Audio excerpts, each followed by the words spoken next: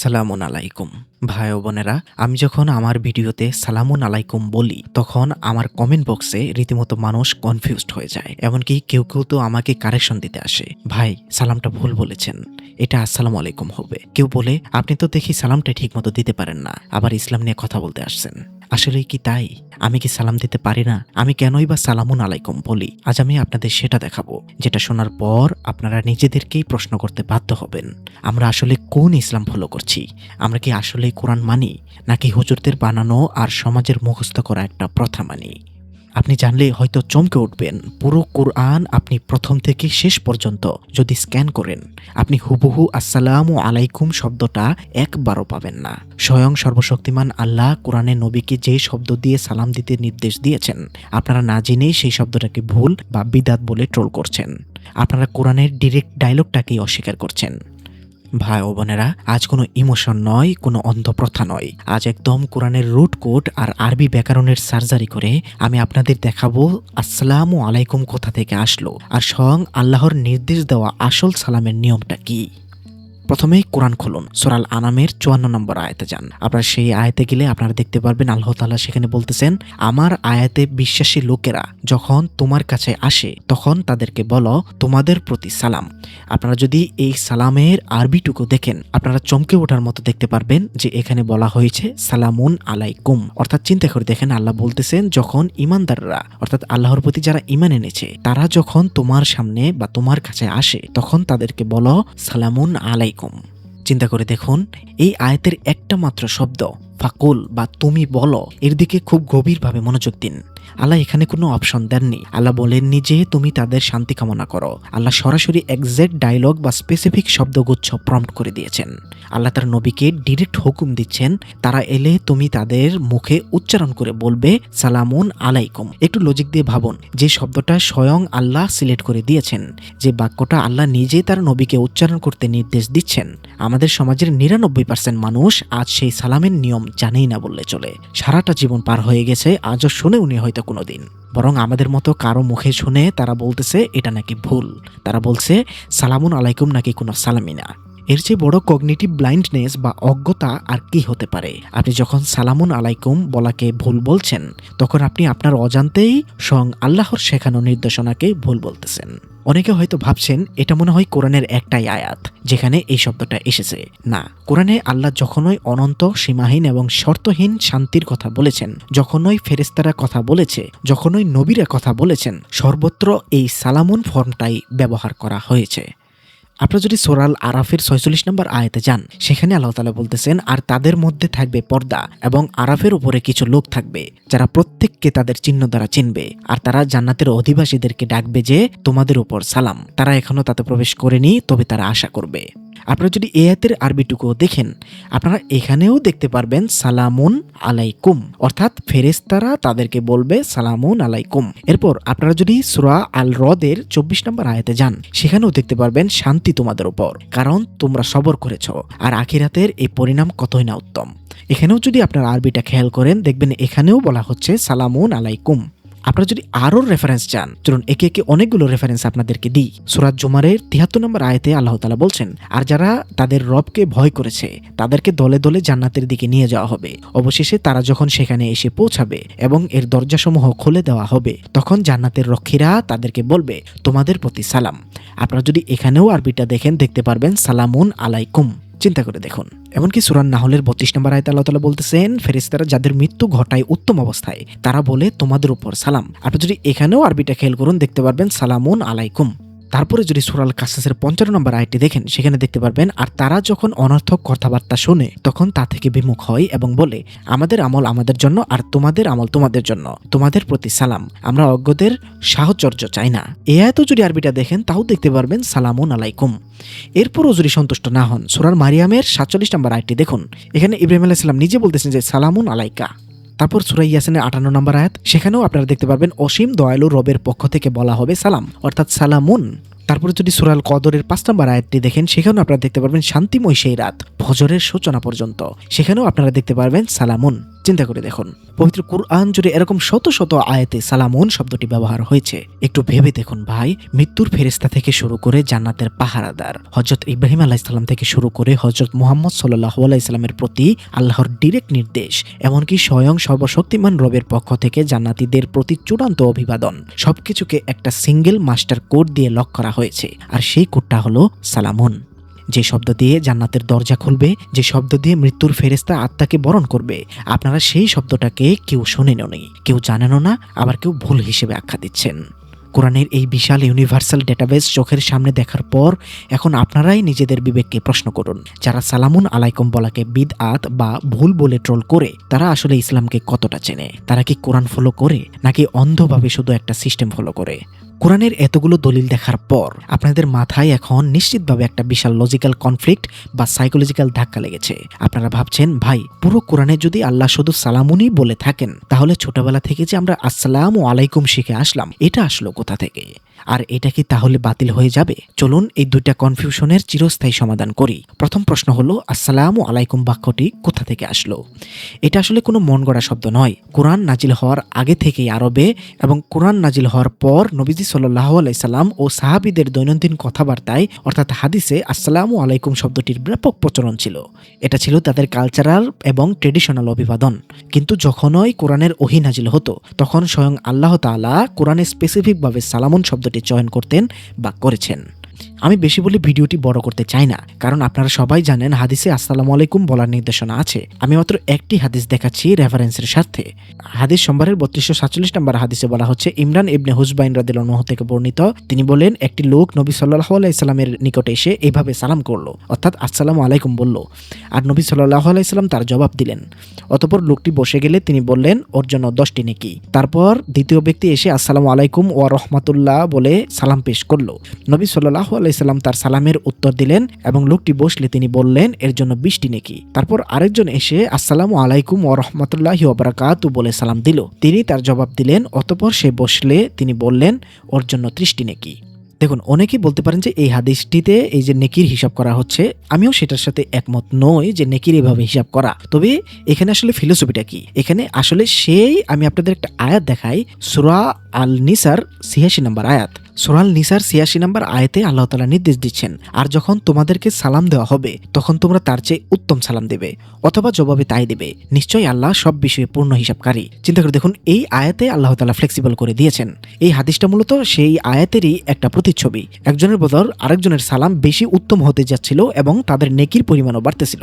এটা মূলত নেকিটাকে নির্দেশ করছে না, এটা মূলত সেই ফিলোসফিটাকে আমি ধরতেছি যে উত্তম সালাম দেওয়াতে কি পরিমাণ আল্লাহর নির্দেশটা পালন করা হচ্ছে। সূরা নিসার সেই আয়াতটা নিয়ে আরেকটু সামনে আলোচনা করব। চলুন আগে আমরা আসসালামু আলাইকুম নিয়ে সার্জারি করি। এখন আসি দ্বিতীয় প্রশ্নে, তাহলে কি আসসালামু আলাইকুম বলা যাবে না? আমি আমার পুরো ভিডিওতে একবারও বলিনি যে আসসালামু আলাইকুম বলা ভুল বা হারাম। আমি ভুল বা সঠিক বলার কেউ নই।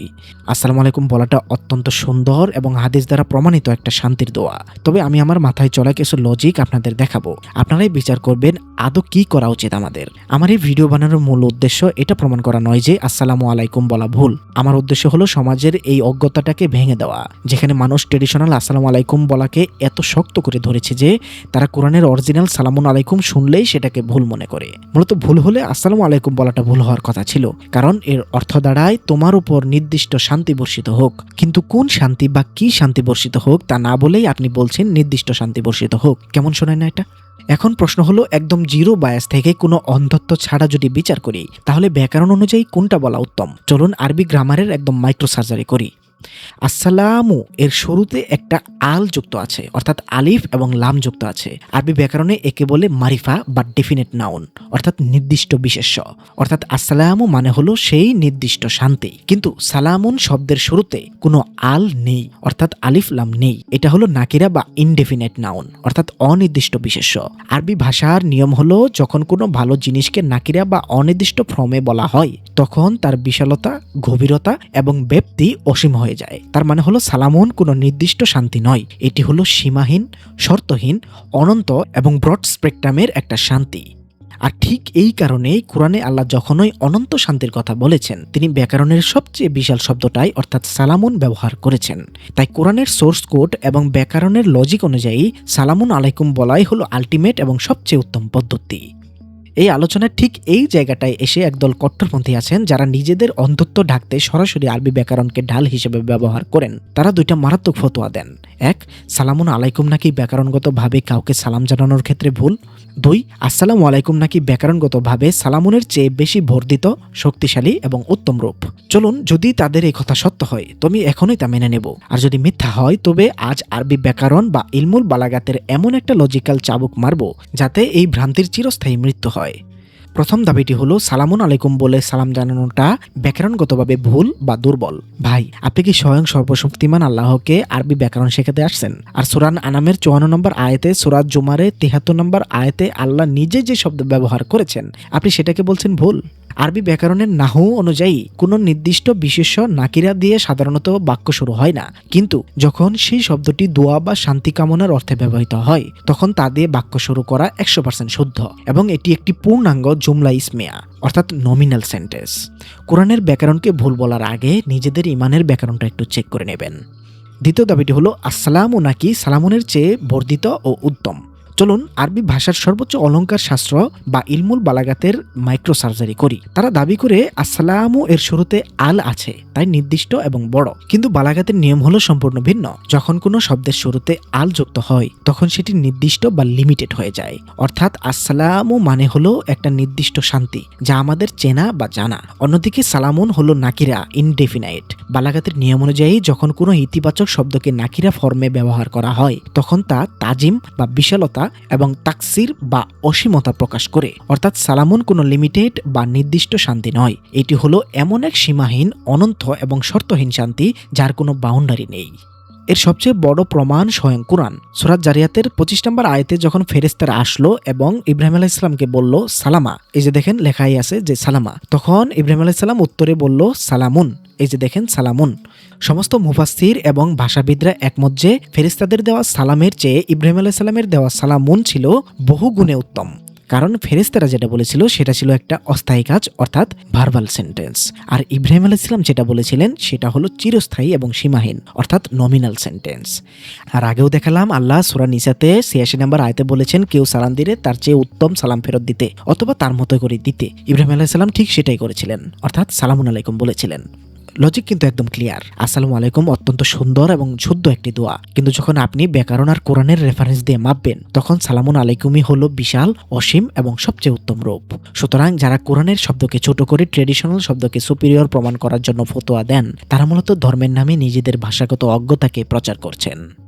এই আলোচনার ঠিক এই জায়গাটাতেই আরেকটা চরম বিভ্রান্তির মুখোশ খুলে দেওয়া আমাদের জন্য খুব জরুরি। ইন্টারনেটে একদল আক্ষরিকবাদী মানুষ আছেন যারা নিজেদের কোরআন অনলি দাবি করেন। তারা একটা মারাত্মক ফতোয়া দিচ্ছেন আসসালামু আলাইকুম বলা নাকি শিরক। কারণ সূরা আল হাশরে 23 নম্বর আয়াতে আল্লাহ তাআলাকে আসসালাম বলা হয়েছে, অর্থাৎ আল্লাহর একটা নাম হলো আসসালাম, যার জন্যই তাদের লজিক হলো আসসালাম যেহেতু আল্লাহর নাম তাই আসসালামু আলাইকুম বললে নাকি এর অর্থ দাঁড়ায় তোমার উপর শান্তিদাতা বা তোমার উপর আল্লাহ বর্ষিত হোক। ভাই, আরবি ব্যাকরণের সরিয়া সরয়া কখগ না জানলে মানুষ লজিককে কিভাবে খুন করে এটা তার একটা প্রমাণ। প্রথমত, আরবি ভাষায় একটি শব্দের একাধিক অর্থ বা ব্যবহার থাকে। আসসালাম শব্দটির প্রধান অর্থ হলো শান্তি। যখন এই শান্তিকে চরম মাত্রায় বোঝানো হয় তখন সেটি আল্লাহর গুণবাচক নাম হিসেবে ব্যবহৃত হয় অর্থাৎ শান্তিদাতা। কিন্তু যখন এটি বাক্যে মুবতাদা বা সাবজেক্ট হিসেবে বসে তখন এর অর্থ হয় সেই নির্দিষ্ট শান্তি। তাই আসসালামু আলাইকুমের অর্থ তোমার উপর শান্তিদাতা নয়, এর অর্থ তোমার উপর আল্লাহর নির্দিষ্ট শান্তি বর্ষিত হোক। এবার আসুন আমাদের অন্ধ আক্ষরিকবাদীদের একটা প্র্যাকটিক্যাল সার্জারি করি। তর্কের খাতিরে যদি 1 সেকেন্ডের জন্য মেনেই নেই যে আপনাদের কথা সত্য, আসসালামু আলাইকুম বলা ভুল, কিন্তু ভাই আপনি কি সব জায়গায় সালামুন আলাইকুম বলতে পারবেন? আরবি ব্যাকরণ অনুযায়ী কুম শব্দটি হলো বহুবচন, এটি 3 বা তার অধিক মানুষের ক্ষেত্রে ব্যবহৃত হয়। এখন আপনি রাস্তায় একা একজন মানুষের সাথে দেখা করলেন, তখন কি তাকে বহুবচনে সালামুন আলাইকুম বলবেন? তখন তো ব্যাকরণ অনুযায়ী আপনাকে বলতে হবে সালামুন আলাইকা, যেটা কিন্তু ইব্রাহিম আলাইহিস সালাম বলেছিলেন। ওই যে আমরা সূরা মারিয়মের 47 নম্বর আয়াতে দেখেছি, সেখানে কিন্তু ইব্রাহিম আলাইহিস সালাম বলেছিলেন সালামুন আলাইকা, কিন্তু সামনে যদি কোনো নারী থাকে তবে বলতে হবে সালামুন আলাইকি। তখন কিন্তু সালামুন আলাইকা বলতে পারছেন না বা সালামুন আলাইকুম কুমও বলতে পারছেন না, তাই না? এখন আপনারা কি ফতোয়া দেবেন যে যেহেতু কোরআনে সব জায়গায় হুবহু সালামুন আলাইকি নেই, এখন আপনারা কি ফতোয়া দেবেন যে যেহেতু কোরআনে সব জায়গায় হুবহু সালামুন আলাইকি লেখা নেই। তাই ব্যাকরণ মেনে একজন মানুষকে তার প্রোনাউন বা সর্বনাম অনুযায়ী সালাম দেওয়াটাও শিরক। এইভাবে অন্ধ আক্ষরিকবাদী হলে তো আপনারা ধর্মের কিছুই মানতে পারবেন না। কোরআন নিজেই বলেছে যে এটি সুস্পষ্ট আরবি ভাষায় নাজিল হয়েছে। তাহলে আপনারা যারা ইন্টারনেটে বসে কোরআনের আক্ষরিক বাংলা অনুবাদ পড়ে ফতোয়া দিচ্ছেন, তারা কেন বাংলা পড়ছেন? কোরআনে তো বাংলা ভাষার কোনো অস্তিত্বই নেই। ভাই, কোরআন কোনো ডিকশনারি নয় যে আপনি শুধু আক্ষরিক শব্দ খুঁজবেন। কোরআন হলো লজিক এবং ফিলোসফির আলটিমেট সোর্স। অন্ধভাবে আরবি শব্দের আক্ষরিক অর্থ করে একটা প্রতিষ্ঠিত শান্তির দোয়াকে শিরক বলার মতো এই চরম মূর্খতা থেকে বেরিয়ে আসুন। এর সবথেকে বড় প্রমাণ হলো সূরা নিসার সেই ৮৬ নম্বর আয়াত, যেখানে আল্লাহ কিনা বললেন, আর যখন তোমাদেরকে সালাম দেওয়া হবে তখন তোমরা তার চেয়ে উত্তম সালাম দেবে অথবা জবাবে তাই দেবে। এখন কেউ যদি আপনাকে সালামুন আলাইকুম বলে বা সালামুন আলাইকা বলে বা সালামুন আলাইকি বলে, তাহলে আপনি সেটাই দিতে পারেন। কিন্তু আপনি যদি হাদিস মেনে যদি আসসালামু আলাইকুম ওয়া রাহমাতুল্লাহি ওয়া বারাকাতু বলেন, এটা কি আরো উত্তম হবে না? কারণ আপনি কিন্তু তার জন্য আল্লাহরই কাছে প্রার্থনা করতেছেন, বরং আরো উত্তম উপায়ে করতেছেন, তাই নয় কি? আর আল্লাহ বলেই দিলেন যে কেউ যদি তোমাকে সালাম দেয় তো তুমি সেটার থেকে উত্তম দিবে অথবা সেটাই দিবে। অর্থাৎ কেউ যদি আপনাকে আসসালামু আলাইকুম বলে, তাহলে আপনি আসসালামু আলাইকুম বললে দোষ কোথায়? বা ওয়ালাইকুম আসসালাম বললে দোষ কোথায়? আপনি তো সেটাই দিচ্ছেন, তাই না? তাহলে এগুলো নিয়ে মারামারি করার আসলে কিছু নেই। ভাই ও বোনেরা, ভিডিওর একদম শেষে এসে আপনাদের কাছে আমার একটা বিনীত অনুরোধ, সালাম কোনো ম্যাজিক স্যাম্পল বা জাদুর মন্ত্র নয় যে আরবিতে উচ্চারণ করলেই কাজ হয়ে যাবে। সালাম হলো একটা গ্যারান্টি বা বিধান।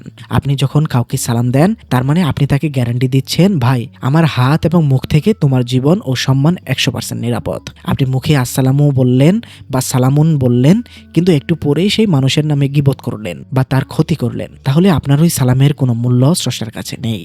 আর হ্যাঁ, আমার কথা অন্ধের মতো বিশ্বাস করবেন না। আমি কোনো পীর বা দরবেশ নই, আমি একজন সাধারণ ছাত্র মাত্র। নিজে কোরআন খুলুন, আয়াতগুলো নিজে পড়ুন, ব্যাকরণ বুঝুন, তারপর আপনার বিবেক আর লজিক যেটা সঠিক মনে করবে আপনি সেটাই মানুন। যাচাই না করে শুধু আমার কথা বা হুজুরদের কথায় বা সমাজের স্রোতে গা ভাসাবেন না। সবাই ভালো থাকবেন, সুস্থ থাকবেন, কোরআনের সাথেই থাকবেন। আপনাদের সবার উপর অনন্ত ও সীমাহীন শান্তি বর্ষিত হোক। সালামুন আলাইকুম।